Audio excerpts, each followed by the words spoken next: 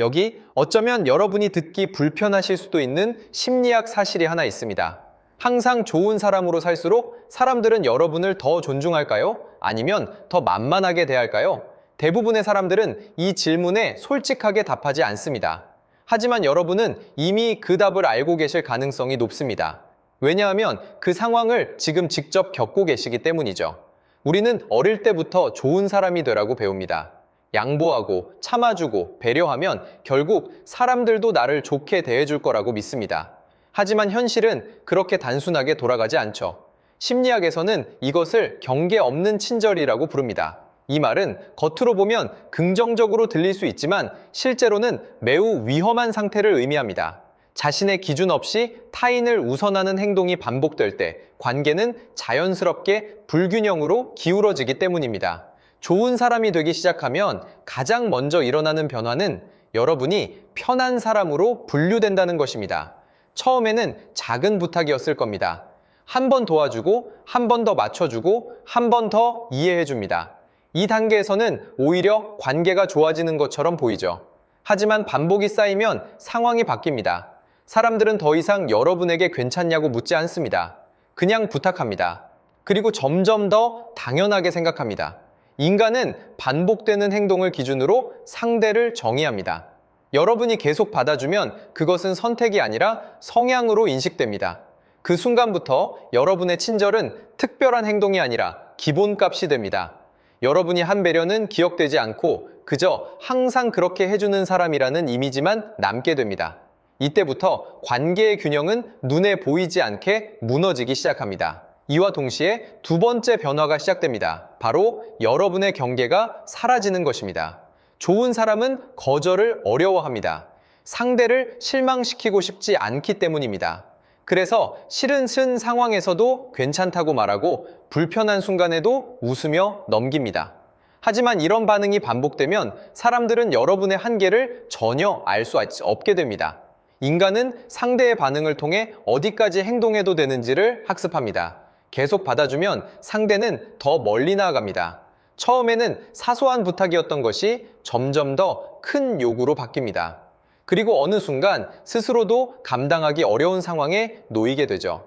하지만 이미 늦었습니다. 여러분은 이미 거절하지 않는 사람이라는 이미지로 굳어졌기 때문입니다. 세 번째로 나타나는 변화는 더욱 현실적입니다. 점점 이용당하기 시작한다는 것입니다. 이건 누군가가 의도적으로 여러분을 이용하려고 해서가 아닙니다. 대부분은 자연스럽게 발생합니다. 사람은 항상 가장 편한 선택을 하려 하고 여러분이 그들에게 가장 편한 선택이 된 것입니다. 부탁을 하면 들어주고 거절하지 않고 불만도 표현하지 않는 사람이라면 굳이 다른 선택을 할 이유가 없겠죠.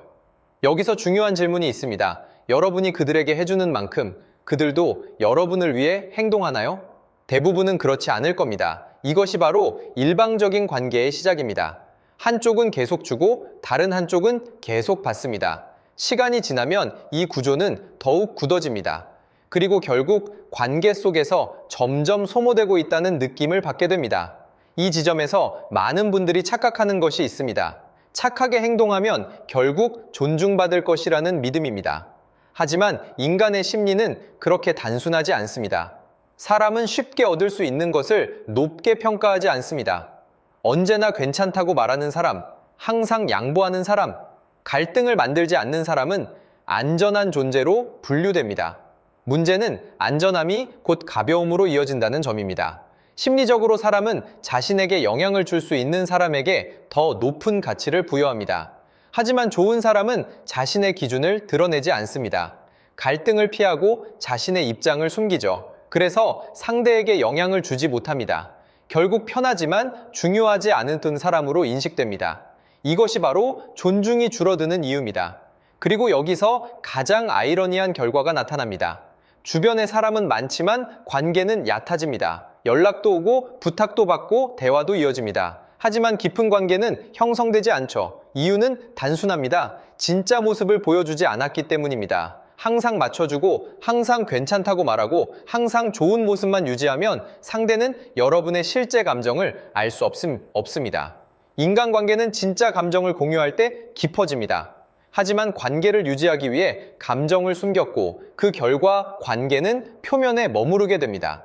그래서 사람들 사이에 있으면서도 왠지 모르게 혼자 있는 느낌을 받게 되는 것입니다. 시간이 지나면 내부에서 변화가 시작됩니다. 처음에는 괜찮았습니다. 누군가를 도와주는 것이 자연스럽고 배려하는 것이 당연하게 느껴졌죠.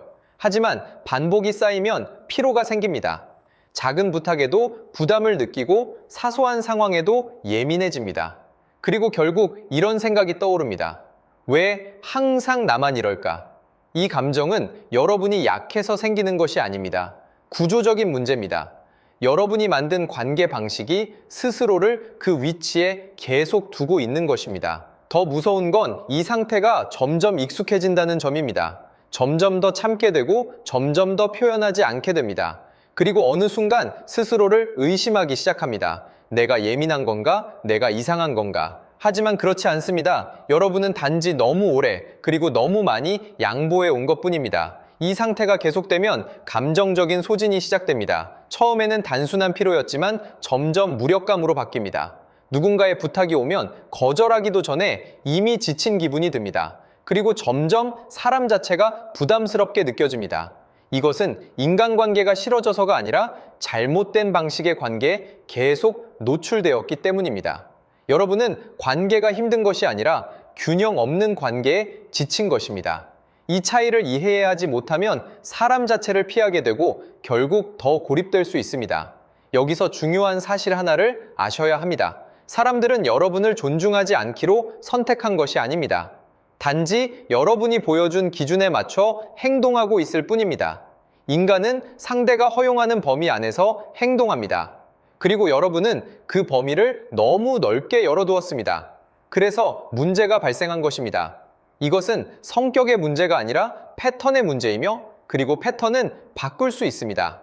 변화는 단순하지만 쉽지는 않습니다. 거절을 시작해야 합니다. 불편함을 표현해야 하고 자신의 기준을 드러내야 합니다. 처음에는 어색하고 관계가 깨질 것 같은 두려움이 들 수 있습니다. 하지만 실제로 깨지는 것은 관계가 아니라 잘못된 구조입니다. 여러분을 떠나는 사람도 있을 것입니다. 하지만 그것은 손실이 아니라 정리입니다. 여러분을 이용하던 사람들이 떠나는 것이니까요. 남는 사람들은 여러분을 다르게 보기 시작합니다. 그리고 그때부터 관계는 비로소 균형을 찾습니다. 항상 좋은 사람으로 살아오셨다면 이것만은 꼭 기억해 주세요. 여러분이 변하는 것은 나쁜 사람이 되는 것이 아니라 정상으로 돌아오는 것입니다.